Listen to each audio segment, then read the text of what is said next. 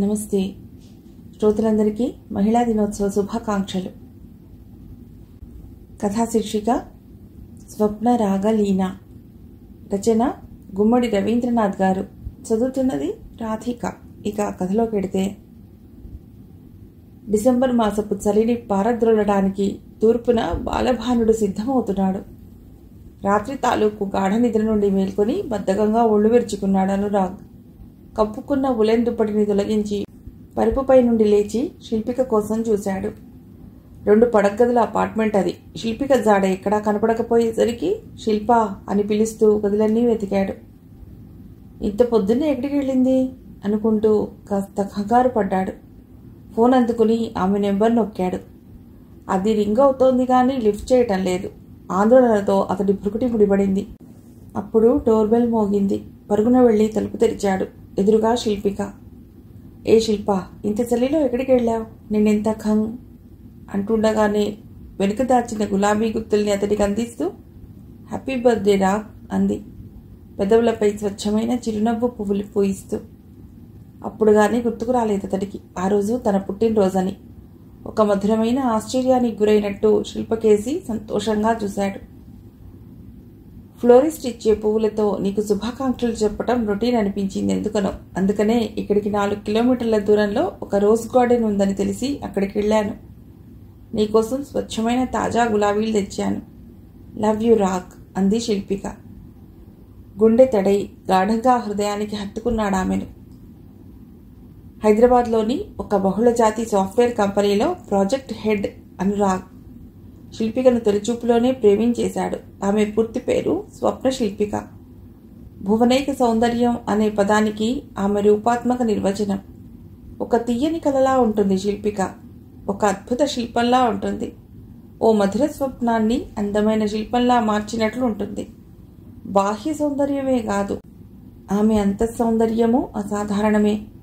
సాటి మనిషి పట్ల మానవత్వం చూపించటం, సహానుభూతితో మెలగడం కూడా కరువైపోయిన ఈ రోజుల్లో ఆమె మాత్రం సాటి మనిషి పట్లే కాదు, తన స్థాయి కన్నా దిగువన ఉండే అల్పజీవుల పట్ల కూడా ఎంతో మానవీయత చూపిస్తుంది. మనకన్నా చాలా తక్కువ స్థాయిలో ఉండి మనం ఏం చేసినా ఎదురు తిరిగి ఏమీ చేయలేని చిన్నవాళ్ల పట్ల కూడా సహృదయత చూపగలగడమే అసలైన మంచితనమైతే, అలాంటి మంచితనానికి నిలువెత్తు నిదర్శనం శిల్పిక. కానీ అనురాగ్ అలా కాదు. తనకు ఎవరి వల్లనైతే ఏదో ఒక అవసరం ఉంటుందో అలాంటి వాళ్ల పట్ల మర్యాదగా వినమ్రంగా ప్రవర్తిస్తాడు. తనకు ఎలాంటి ప్రయోజనం లేదనుకున్న వాళ్లను అస్సలు లక్ష్య పెట్టాడు.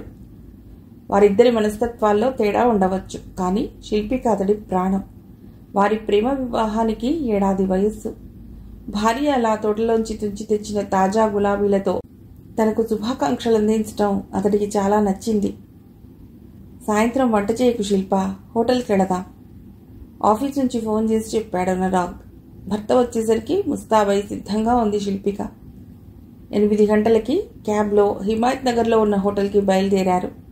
అరగంటలో క్యాబ్ హోటల్ ముందు ఆగింది. డ్రైవర్కి డబ్బు చెల్లించాడు అనురాగ్. శిల్పిక క్యాబ్ డ్రైవర్ వైపు చూసి చిరునవ్వు నవ్వి థ్యాంక్ యూ అంది.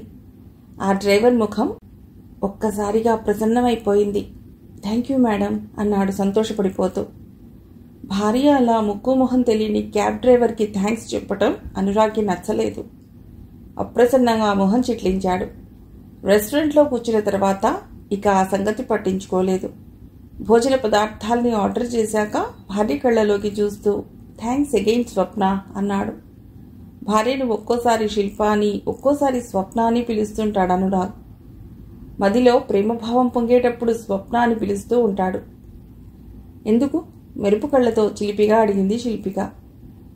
పొద్దున్న అలా చలిగాలిలో బయటకు వెళ్లి గార్డెన్ నుండి తాజా రోజా పువ్వులు తెచ్చి నన్ను సర్ప్రైజ్ చేసినందుకు. ఆ గులాబీ పూల రేకులన్నింటిలోనూ నీ ప్రేమే కనిపించింది నాకు. అనురాగ్లో ప్రేమ పెల్లుబికింది. నిజంగానే భార్య చేసిన ఆ చిన్ని చర్య అతడి హృదయంలో తీయగా నాటుకుపోయింది. భర్త అరచేతిని తన చేతిలోకి తీసుకుని మృదువుగా తాకుతూ ఐ లవ్ యూ రాగ్ అంది శిల్పిక. Love you too అన్నాడతడు.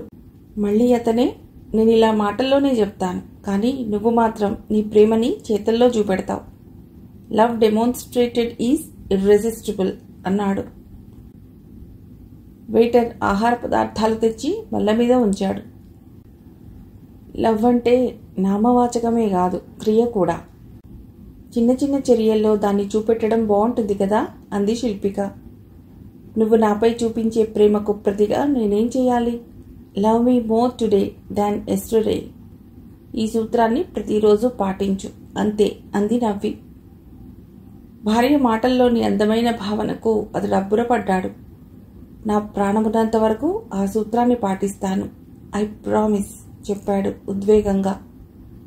ఆమె నవ్వి తిను అంది. ఓ అలౌకిక ప్రేమ భావనలో మునిగిపోయిన ఆ దంపతులు భోజనం పూర్తి చేశారు. అంతలో ఓ 17 ఏళ్ల కుర్రవాడు వచ్చి వారి టేబుల్ తుడిచి శుభ్రం చేశాడు. ఆ అబ్బాయి సన్నగా తెల్లగా ఉన్నాడు. శిల్పిక అతడిని చూసి, బాగున్నావా, నీ పేరు రాజు కదూ అని పలకరించింది. ఆ అబ్బాయి ఆశ్చర్యంగా చూశాడు. శిల్పికను గుర్తుపట్టినట్లు నవ్వాడు. బాగున్నాను మేడం అన్నాడు. అతడి కళ్ళల్లో ఏదో తెలియని సంతోషం ఆ చిన్ని పలకరింపుకే. కొన్నాళ్ల క్రితం ఓ స్నేహితురాలిచ్చిన పార్టీకి ఆ రెస్టారెంట్కే వచ్చింది శిల్పిక.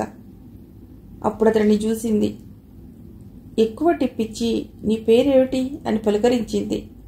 రాజు మేడం అని సంతోషంగా చెప్పాడు. అతడు మరో టేబుల్ శుభ్రం చేయటానికి వెళ్ళగానే స్నేహితురాలు, వాడికి అంత టిప్ ఇచ్చావేమిటి అని అడిగింది. అందరూ వేటర్లకి టిప్ ఇస్తారు, కానీ ఎంగిలి పళ్ళాలెత్తి బల్లలు శుభ్రపరిచే ఇలాంటి పిల్లలకెవ్వరూ టిప్ ఇవ్వరు. చిన్నవాళ్ళని చూస్తే చిన్న చూపు అంది శిల్పిక. హోటల్ నుండి తిరిగి ఇల్లు చేరేసరికి 9:30 అయింది. ఇంటికి రాగానే అడిగాడు అనురాగ్, శిల్ప ఏంటి నువ్వు అలా బిహేవ్ చేస్తున్నావు అని. ఆమె విస్మయంగా చూస్తూ ఎలా అని అడిగింది. అతడు ఒక క్షణం ఎలా చెప్పాలో తెలియనట్లు చూసి, ఏదో పరిచయం ఉన్నవాడిలా క్యాబ్ డ్రైవర్కి థ్యాంక్స్ చెప్పావు, రెస్టారెంట్లోనూ క్లీనింగ్ బాయ్ని ఫ్రెండ్లా బాగున్నావా అని పలకరిస్తున్నావు. నాకు ఇదంతా వింతగా ఉంది, ఎంబరాసింగ్గా కూడా ఉంది అన్నాడు చిరాగ్గా. దిగ్భ్రాంతితో చూసింది భర్త వైపు. అదేంటి రాగ్ అలా మాట్లాడుతున్నావు? వింతగా ఉండటం ఏమిటి? ఆఫ్టర్ ఆల్ వాడొక cab driver and that boy is a cleaner in the restaurant. అలాంటి వాళ్లతో నువ్వలా? అలాంటి వాళ్ళంటే మనకంటే తక్కువ వాళ్ళనా చిన్నవాళ్ళనా? అర్థం ఏమిటిరా? మనకన్నా చాలా దిగువ స్థాయిలో ఉన్న వాళ్ళతో మన ప్రవర్తన ఎలా ఉంటుందన్న దాన్ని బట్టే మనలోని నిజమైన మనిషితనం బయటపడుతుంది.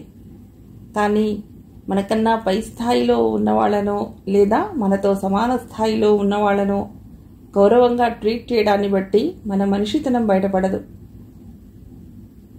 నా ఉద్దేశం వాళ్ళని చులకనగా చూడమని కాదు, కానీ అలా అతిగా అని అనురాగ్ వాడిన మాటలకు గాయపడ్డట్టు బాధగా చూసింది Shilpika. Raag, character is how you treat those who can do nothing for you. మనం ఏం చేసినా ఎదిరించే శక్తి లేని వాళ్లను, వారి వల్ల మనకి ఎలాంటి ప్రయోజనము చేకూరదని తెలిసినా కూడా సమాదరణ చూపగలగటమే నా దృష్టిలో నిజమైన మానవత్వం. అసలు నీ పారాచూట్ని ఎవరు సిద్ధం చేశారో నీకు తెలుసా రాగ్? పారాచూట్ ఏమిటి? అర్థం కాక అడిగాడు రాగ్. చార్లెస్ ప్లంబ్ ఒక నేవీ జెట్ పైలట్. దాదాపు 75 యుద్ధాల్లో పాల్గొన్నాడు. తర్వాత ఒకసారి అతడి విమానాన్ని ఒక మిజైల్ కూల్చేసింది. అప్పుడు ప్లంబ్ తన పారాచూట్ని ఉపయోగించి ఆ మిజైల్లోంచి కిందికి దూకేశాడు. కానీ అతడు శత్రు భూభాగం మీద ల్యాండ్ అయ్యాడు. శత్రు సైన్యం అతడిని బంధించి కారాగారంలో వేసింది. 6 ఏళ్లు దుర్భర జైలు జీవితం అనుభవించి విడుదలయ్యాడు. ఓ రోజు భార్యతో కలిసి రెస్టారెంట్లో ఉండగా వేరొక టేబుల్ దగ్గర ఉన్న ఓ వ్యక్తి ప్లంబ్ దగ్గరకు వచ్చి, సార్ మీరు ప్లంబ్ కదూ, జెట్ ఫైటర్లు నడిపేవారు అని అడిగేసరికి ప్లంబ్ ఆశ్చర్యపోతూ, నేను మీకెలా తెలుసు అని అడిగాడు. ఆ రోజు, అదే మీ విమానాన్ని కూల్చేసిన రోజున మీ పారాచూట్ని నేనే ప్యాక్ చేసి పెట్టాను. అది సరిగానే పనిచేసి ఉండాలి అన్నాడా వ్యక్తి. విస్మయంతో ప్లంబ్ కళ్ళు విశాలమయ్యాయి. ఆ అపరిచిత వ్యక్తితో ఆప్యాయంగా కరచాలనం చేస్తూ పర్ఫెక్ట్గా పనిచేసింది. అదే గనక పనిచేయకపోయి ఉంటే నేను ఈరోజు ఇలా ఇక్కడ ఉండేవాళ్నే కాదు. థ్యాంక్ యూ సో మచ్ అని చెప్పాడు. ఆ రాత్రి ప్లంబ్కి నిద్ర దూరమైంది. రెస్టారెంట్లో కనిపించిన వ్యక్తి గురించి ఆలోచిస్తున్నాడు. తెల్లటి టోపీ పెట్టుకుని యూనిఫామ్లో అతడు ఎలా ఉండేవాడా అని గుర్తు తెచ్చుకునే ప్రయత్నం చేస్తున్నాడు. తను ఎన్నోసార్లు అతన్ని చూసే ఉంటాడు, కానీ ఏనాడు ఒక్కసారైనా అతడి వైపు చూసి హలో అని గాని ఎలా ఉన్నారు అని గాని పలుకరించలేదు. అహం, ఎందుకంటే నేను ఒక జెట్ ఫైటర్ పైలట్ని, అతడు సామాన్యమైన సీలర్. తెల్లవార్లు అలా ఆ వ్యక్తి గురించిన ఆలోచనలే ప్లంకి. ఓడలో ఎక్కడో ఒక మూల కూర్చుని పారాచూట్కి గాలి కొడుతూ అత్యంత జాగ్రత్తగా వాటిని మడతపెట్టి ఒక చిన్న సంచిలో భద్రపరిచే అతడి విధి నిర్వహణపైనే ఒక విలువైన ప్రాణం ఆధారపడి ఉంటుంది. ఆ గాలి గొడుగుల్ని సరిగ్గా తనిఖీ చేయకపోయినా, సరిగ్గా ప్యాక్ చేయకపోయినా అత్యవసర సమయంలో అవి తెరుచుకోకపోవచ్చు. దానివల్ల ఒక ప్రాణం అనంత వాయువుల్లో కలిసిపోతుంది. ఏ ప్రాణం కాపాడబడుతుందో అతడికి తెలియదు. ఇప్పుడు చెప్పు, who is packing your parachute Raag? ఓ రోజు రాగ్ ఆఫీస్ నుండి ఇంటికి వచ్చేసరికి ఇంట్లో భార్యతో పాటు ఎవరో ఉండటం చూశాడు. అప్రసన్నంగా నొసలు చిట్లించాడు. ఏంటది అన్నాడు ఆ కొత్త అతిథిని చూపిస్తూ. చాలా రోజులుగా ఆహారం తీసుకోకపోవటం వల్ల బలహీనంగా పీలగా కనిపిస్తున్న ఒక కుక్క పిల్ల. దీనికి లీనా అని పేరు పెట్టాను అంది శిల్పిక ఆ చిన్ని ప్రాణి వంక ప్రేమగా చూస్తూ. నీకు పెట్స్ ఇష్టమైతే చక్కగా ఏదైనా రేర్ అండ్ ఎగ్జాటిక్ బ్రీడ్ తెచ్చుకోవచ్చు కదా. ఈ వీధి కుక్కను తెచ్చావేమిటి? ఆ రేర్ బ్రీడ్స్ని ఎవరో ఒకరు కొనుక్కుని తీసుకెడతారు. పాపం ఇది తల్లి నుండి తప్పిపోయినట్లుంది. ఆకలితో ఏడుస్తూ భయంగా రోడ్డు పక్కనే తిరుగుతుంటే జాలేసి తీసుకొచ్చాను. మనం పెంచుకుందాం. చూడ్డానికి అసహ్యంగా ఉంది అన్నాడు తప్ప మనకొద్దు, తీసుకెళ్లి బయటకు వదిలిపెట్టరా అని చెప్పలేదు. ఎందుకంటే పారాచూట్ కథ గుర్తుంది అతడికి. 6 నెలలు గడిచాయి. లీనా ఇప్పుడు ఆరోగ్యంగా అందంగా తయారైంది. స్వప్నను వదిలి క్షణం ఉండదు. స్వప్నని చూస్తే దానికి ఎంత సంతోషమో. ఎక్కడికైనా బయటకు వెళ్ళి వచ్చిందంటే పరిగెత్తుకుని వచ్చి మీద కురికేస్తుంది. పరమ సంతోషంతో స్వప్నని నాకేస్తుంది. చిత్రంగా అనురాగ్ కూడా లీనాకి దగ్గరైపోయాడు. ఓ రోజు ఉదయం 11 గంటల సమయంలో స్వప్న డాక్టర్ని కలిసింది. ఆ డాక్టర్ ప్రాథమిక పరీక్షలు చేసి చెప్పింది. కన్ఫర్మ్ అయింది, మీరు అమ్మ కాబోతున్నారు. కంగ్రాట్స్. శిల్పిక హృదయం ఏదో తెలియని వింత హాయితో నిండిపోయింది. హాస్పిటల్ నుండి బయటకు వచ్చి ఆటో ఎక్కి కూర్చుని డ్రైవర్కి ఇంటి చిరునామా చెప్పింది. భర్తకు ఆ శుభవార్త ఎలా చెప్పాలా అని ఆలోచిస్తోంది. వేగంగా వెళ్తున్న ఆటోలో ప్రయాణిస్తూనే భర్త కోసం ఫోన్లో ఒక సందేశం రాసింది.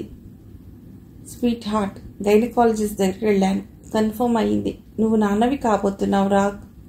నువ్వు, నేను, లీనా కాకుండా మన కోసం ఓ బుల్లి ప్రాణం సిద్ధం అవుతోంది. I'm so happy. నీకు బాబు కావాలా, పాప కావాలా?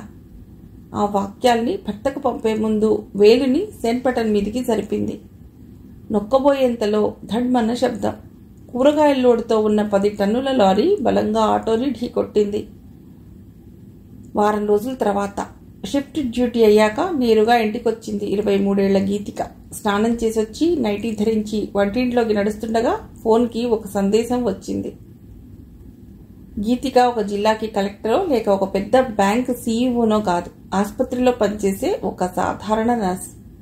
ఫోన్లో వచ్చిన సందేశం ఎవరి నుంచో తెలియగానే అప్రయత్నంగా మనసంతా బాధతో నిండిపోయింది. గీతిక గారు నమస్కారం, నేను అనురాగ్ని. ఈ వారం రోజులు మీరు నా భార్య స్వప్నని ఎంత ప్రేమగా చూసుకున్నారో ఆ శ్రద్ధకి, ఆ ప్రేమకి నా మనస్సు కృతజ్ఞతాభావంతో నిండిపోతోంది. ఆ రోడ్డు ప్రమాదం అనంతరం స్పృహ కోల్పోయి అచేతనమైపోయిన నా భార్యను హాస్పిటల్లో ఎంతో మర్యాదపూర్వకంగా, హుందాగా, తన ఆత్మగౌరవానికి భంగం వాటిల్లని విధంగా ఎంతో జాగ్రత్తగా చూసుకున్నారు. సూది మందులు ఇచ్చేటప్పుడు ఇంజెక్షన్ ఇస్తున్నాను, కొంచెం నొప్పి పుడుతుంది, సారీ అని చెప్పారు. అదేది తనకు వినపడదని, తను కోమటోజ్ అయిపోయిందని తెలిసిన తర్వాత కూడా ప్రతిసారి మీరు అలా తనకు కంఫర్ట్గా కబుర్లు చెప్పేవారు. కొన్ని వైద్య పరీక్షలు చేసే సమయంలో తన దుస్తులు పక్కకు తొలగిపోయినప్పుడు వెంటనే వాటిని కుదురుగా సరిచేసి ఆమె శరీరాన్ని కప్పారు. నా స్వప్నకు స్పృహ లేదన్న స్పృహ మీకు లేనట్లు అనిపించేది. ఎల్లవేళలా తనను గౌరవప్రదంగా చూశారు. భళ్ళున పగిలిపోయిన నా స్వప్న దృశ్యం నా గుడ్డెను ముక్కలు చేసేస్తుంటే నాకు చికిత్స చేశారు మీరు.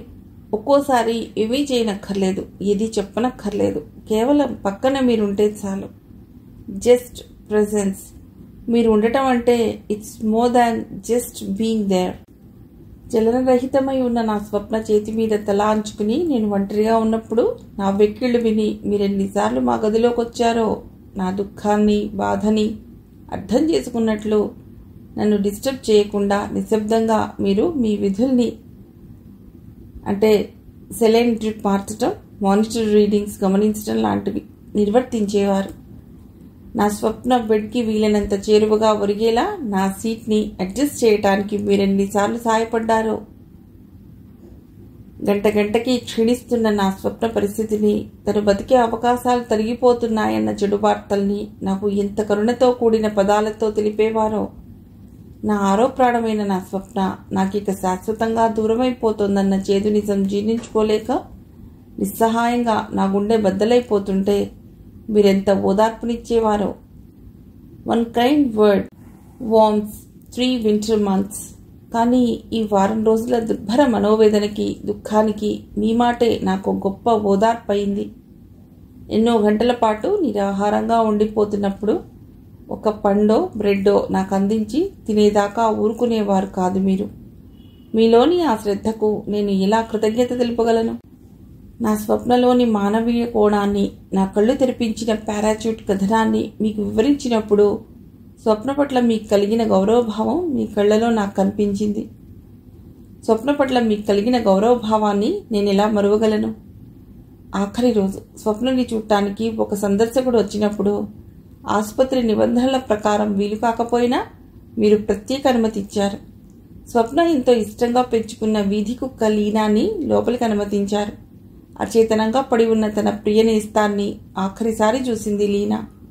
స్వప్న ముఖాన్ని నాకింది, తుది వీడ్కోలు పలుకుతున్నట్టుగా. ఇదేదీ మీరు చూడలేదు. వందనాలు.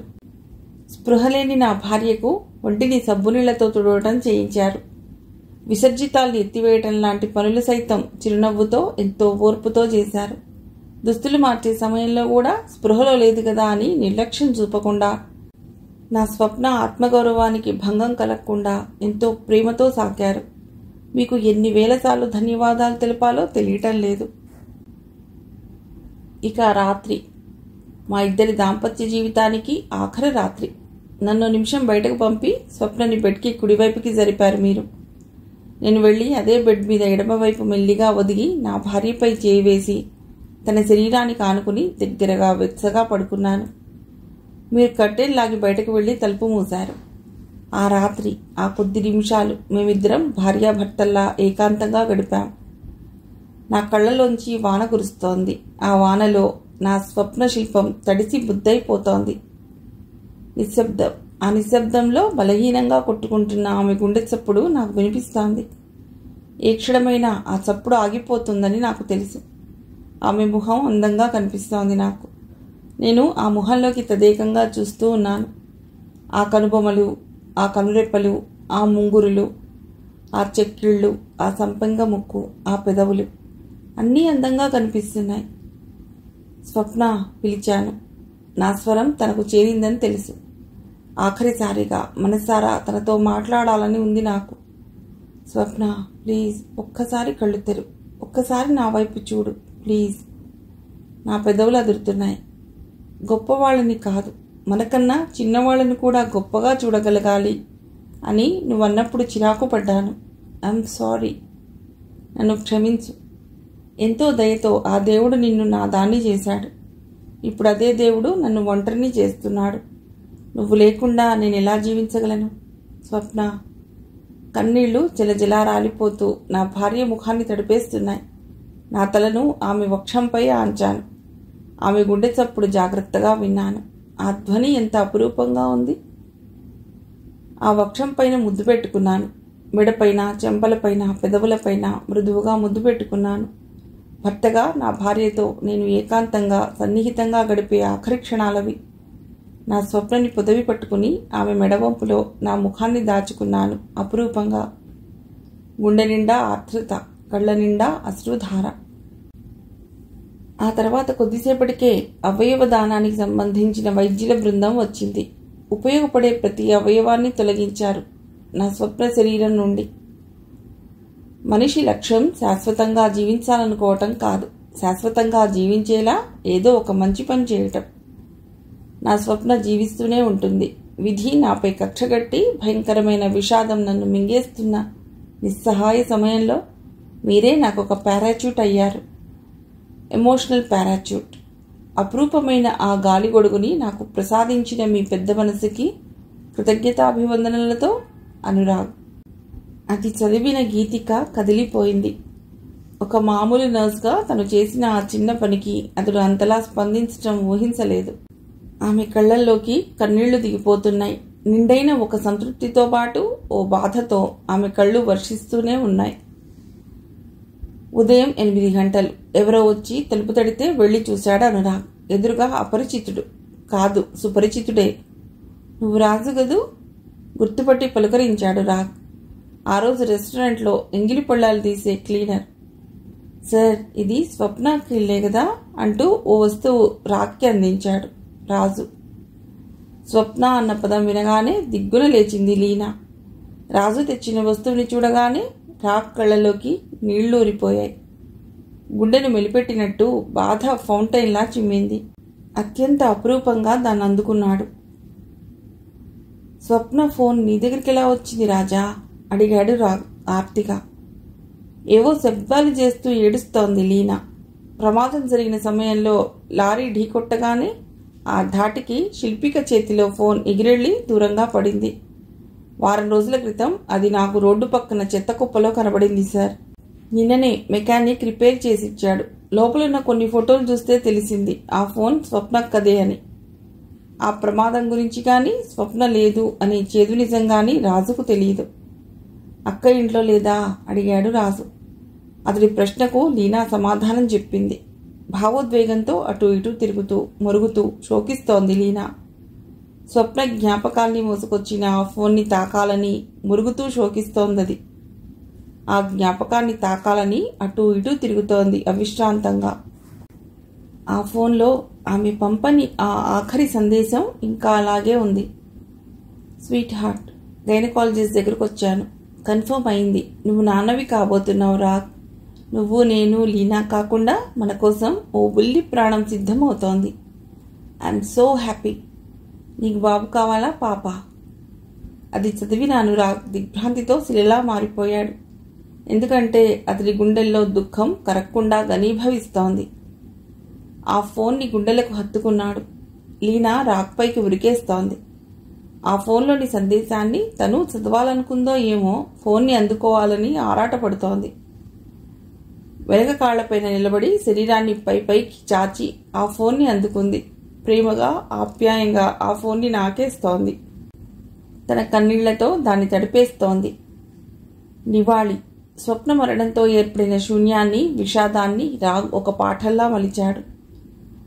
స్థాయి భేదం మరిచి అందరినీ చిరునవ్వుతో పలకరించటం, కృతజ్ఞతలు తెలపటం, మనల్ని మనం ఇతరులతో పంచుకోవటం లాంటి చిన్ని చిన్ని విషయాల్లో ఉండే జీవన సౌందర్యాన్ని తన కౌన్సిలింగ్ తరగతుల్లో చెప్తున్నాడు. భీమా సంస్థ చెల్లించిన రోడ్డు ప్రమాదం తాలూకు పరిహారంతో ఓ ఇల్లు తీసుకున్నాడు. మనకన్నా తక్కువ స్థాయి వాళ్లను సమాదరించమనేది స్వప్న. అసలు స్థాయే లేని అనాథలకు, వీధి బాలలకు ఆ ఇంటిని ఆశ్రమంగా మార్చేశాడు రాగ్. స్వప్న శరీరం నుండి తొలగించిన ఒక ప్రధానమైన అవయవంతో పునర్జన్మ పొందిన 62 పాఠశాల ఉపాధ్యాయుడు ఆ ఆశ్రమ నిర్వహణ బాధ్యతలు చేపట్టడానికి స్వచ్ఛంగా ముందుకొచ్చినప్పుడు సంతోషంగా అంగీకరించాడు రాగ్. ఎందుకో లీనా ఎప్పుడూ ఆ ఉపాధ్యాయుడి చుట్టూనే తిరుగుతూ ఉంటుంది. కథ సమాప్తం.